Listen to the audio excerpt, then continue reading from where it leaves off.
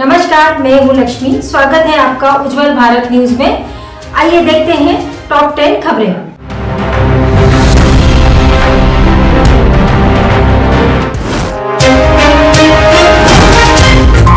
सुरक्षा में चूक के बाद आज फिर पीएम मोदी की पंजाब में रैली। किसानों ने किया विरोध का ऐलान।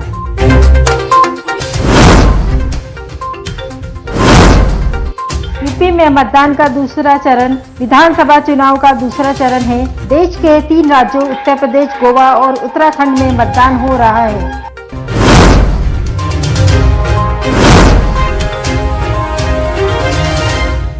असम में किए ट्वीट को लेकर राहुल गांधी पर बीजेपी कराएगी राजद्रोह के 1000 मामले।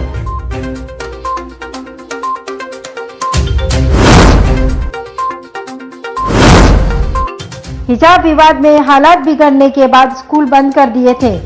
अब 9वीं और 10वीं के लिए स्कूल खोल दिए गए हैं। 16 तारीख के बाद खुलेंगे कॉलेज।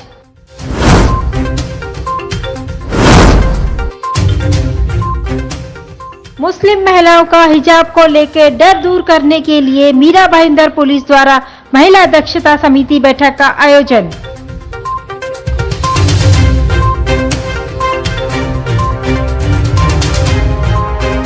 एक कॉलेज का मसला जिसके वजह से बवाल पूरे देश में फैल गया, और उसके अलावा नयानगर पुलिस स्टेशन में भी हम लोग देख रहे हैं कि कल से और आज भी कुछ आंदोलन यहाँ पे डिक्लेयर किए गए।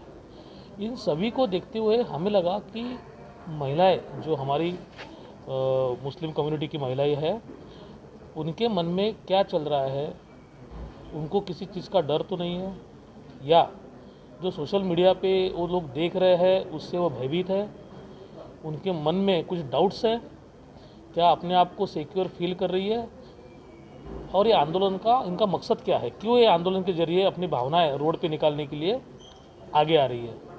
हमने सोचा कि हम इनको एक प्लेटफॉर्म देंगे और इनकी बात सुनेंगे, और इसी के तहत नयानगर पुलिस स्टेशन के आज महिला दक्षता समिति के तहत हमने यहाँ पे एक मीटिंग आयोजित की, जिसमें काफ़ी महिलाओं ने खुद से पार्टिसिपेट किया।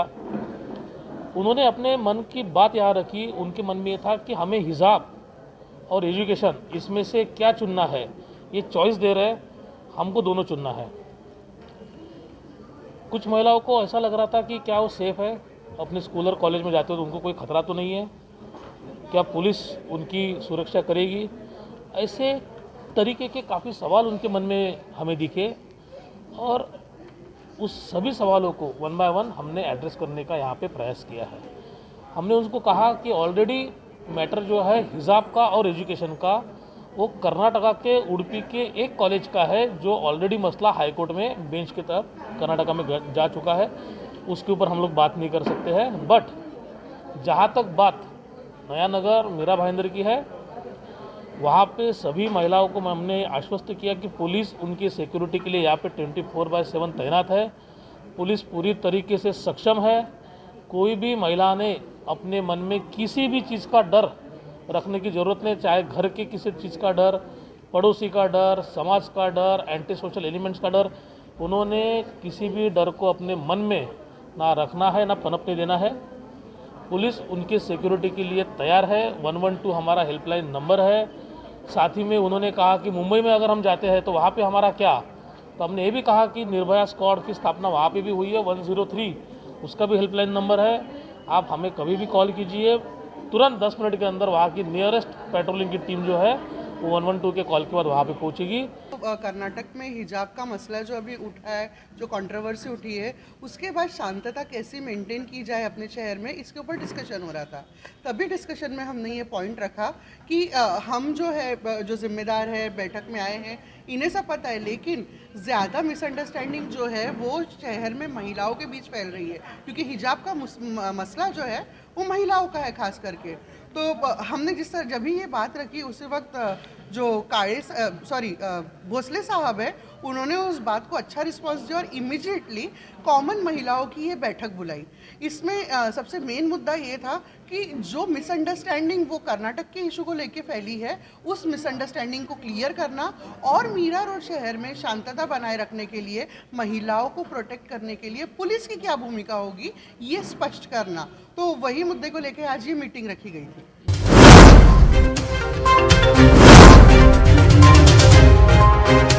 मीरा रोड के जोगर्स पार्क में सरदार वल्लभ भाई पटेल की मूर्ति का लोकार्पण विवादों में घिरा। आमंत्रण और आया था। मैं सोच रही थी कि अब कौन से आमंत्रण को सच मानूं।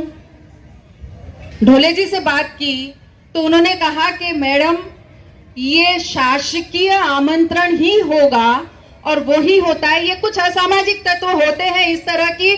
मैंने कहा ना, वाद विवाद जो पैदा करना चाहते हैं वो असामाजिक तत्व होते हैं जिन्होंने ऐसे ही आमंत्रण छपवा दिए, बांट भी दिए और लोगों को गुमराह किया। लोगों से जरूर कहना चाहूंगी कि ऐसे कोई भी शासकीय कार्यक्रम जब होते हैं तो वो प्रोटोकॉल से होते हैं। ऐसे असामाजिक तत्वों से बचे जो इसी तरह से गलत आमंत्रण की राह पे आपको यहाँ आने का आमंत्रण मिळता है। या शहरामध्ये कामकाज करत असताना बऱ्याच काही गोष्टी असतात जिथे 2 पावलं पुढे जावं लागतं, 2 पावलं मागे सुद्धा यावं लागतं। आणि हे शहर कोणा एकाचं नसून हे सर्व मीरा भाईंदर शहरातील नागरिकांचं आहे। आपण जर पाहिलं, खुर्ची बदलत नसते, त्या खुर्चीवर बसणारा माणूस बदलत असतो।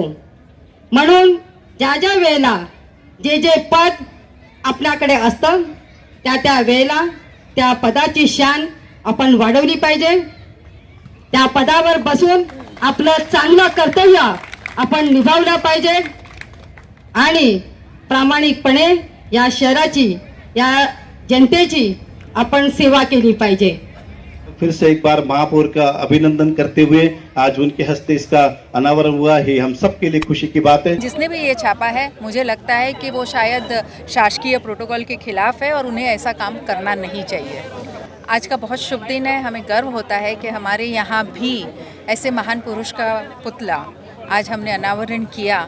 और जैसे हमारे खासदार जी ने कहा कि एक शहीद के नाम के गार्डन में दूसरे हमारे लोह पुरुष का पुतला है, ये भी एक बहुत सुखद संयोग है और इसका हमें सबको गर्व है। देखिए, उस समय तो ये पुतला बनाने का जो ठराव था वो पास हुआ था और बिल्कुल सही है कि सर्वसम्मति से पास हुआ। मैंने ये कहा कि योगानुयोग सरदार पटेल के लिए एक पटेल ने अनुमोदन किया था, ये एक योग था। फिर उसके लिए इतनी सारी परमिशंस लग रही थी, हमने तब से हमारी कोशिश चल रही थी, लेकिन इस कोशिश को गति मिली जब विचारी जी ने ये काम अपने हाथ में लिया और उन्होंने 3 महीने के इस अथक परिश्रम के बाद ये सभी परमिशंस लाके दी। क्योंकि हमारे यहाँ, जैसा आपको पता है, आप लोगों ने पेपर में न्यूज़ भी पढ़ी होगी कि हमने सभी पुतले तो यहाँ लगा दिए थे लेकिन उसकी परमिशंस एक भी नहीं ली थी। तो ये सब जो काम पूर्ण किया उनके लिए मैं पूरे शहरवासियों की तरफ से और मेरी तरफ से इनके आभारी हूँ। बहुत खुशी की बात है कि मीरा रोड में, वो भी खास करके जोगर्स पार्क में, इतने भव्य बड़े गार्डन के अंदर श्री हमारे लोह पुरुष सरदार वल्लभ भाई पटेल जी की आज मूर्ति का यहाँ पे उद्घाटन हुआ, यहाँ पे वो स्थापित हुए और सब किसी को ये देख के बहुत प्रेरणा मिलेगी। और बात रही वाद विवाद की, तो वाद विवाद की कोई बात ही नहीं है, क्योंकि हमारे पास वो एक ठहराव है। मैं चाहूँगी कि आप अपने चैनल के माध्यम से उस ठहराव को आप दिखाइए, जिसके अंदर मेहता जी ने इस ठहराव को सूचक के नाम पर ये पढ़ा गया था और उसका अनुमोदन अश्विन जी ने दिया था। गीता जी ने थोड़ा सा मेहता जी का नाम लेना शायद भूल गए होंगे, तो मैं याद दिलाना चाहती हूँ कि ये ठहराव पढ़ने वाले और ठहराव लाने वाले नरेंद्र मेहता जी थे, जिन्होंने 2016 में ये ठहराव को पालिका में पेश किया था और बहुत ही बहुमति से इसको मत मिले थे और ये पास होने के बाद में फाइनली आज 2022 में आज के दिन उसका उद्घाटन हुआ है, जिसके अंदर सभी की सहमति से, प्रशासन की सहमति से और हर किसी के उपस्थिति में बहुत ज़ोरों शोरों से ये आज उद्घाटन हुआ। आज मीरा भाईंदर महापालिका की तरफ से और राज शिष्टाचार के हिसाब से, प्रोटोकॉल के हिसाब से, राष्ट्रपुरुष सरदार वल्लभ भाई पटेल, जो देश के पहले गृहमंत्री थे और देश के पहले पंत प्रधान थे, उनका यहाँ का जो पुतला है उनका आज बहुत समारंभपूर्वक और प्रतिष्ठापूर्वक आज उद्घाटन हो चुका है। ये चीज़ की खुशी है कि हम मीरा भाईंदर महापालिका के कोरोना के दौरान भी अच्छा काम करते करते साथ में जो अपने देश के प्रेरणादायी पुरुष है उनका उद्घाटन करने का मौका हमारे सब ऑफिसर को और हमको मिला। उसके लिए हम खुद को सौभाग्यशाली समझते। साथ साथ हमारे माननीय महापौर मैडम, माननीय खासदार साहब, माननीय आमदार मैडम, हमारे सभी पदाधिकारी और हमारे सब प्रशासन के सब अधिकारी, इन्होंने मेहनत करके आज का उद्घाटन का समारोह पूरा किया। सर, ये जो मनपा प्रशासन के द्वारा जो पत्रिका छपी थी, लगता नहीं कि वो लेट छपी थी और इसकी वजह से जो कि ये इसमें कहीं ना कहीं एक विवाद जो कि खड़ा होता हुआ दिख रहा है। न, प्रशासन की तरफ से ऐसा कुछ लेट नहीं हुआ था। महापौर मैडम ने पहले हमको लेटर लिख के सूचित किया था, मगर डेट का कोई फिक्स नहीं था, इसलिए प्रशासन की तरफ से एकदम टाइमली लेटर आने के बाद पत्रिका छापने का काम भी किया और साथ साथ में अच्छी तरह से प्रोग्राम, एकदम शानदार प्रोग्राम पूरा भी किया।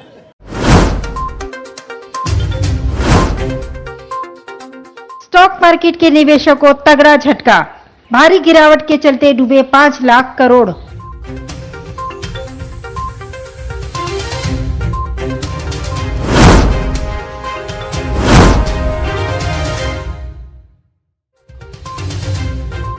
मुंबई में एक व्यक्ति की हत्या, 7वीं मंजिल से फेंका शव, पत्नी और बेटा गिरफ्तार।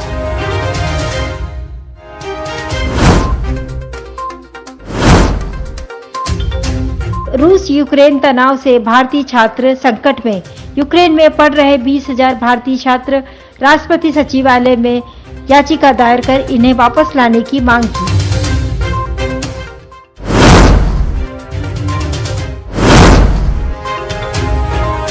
IPL 2022 की नीलामी में ईशान किशन रहे सबसे महंगे खिलाड़ी।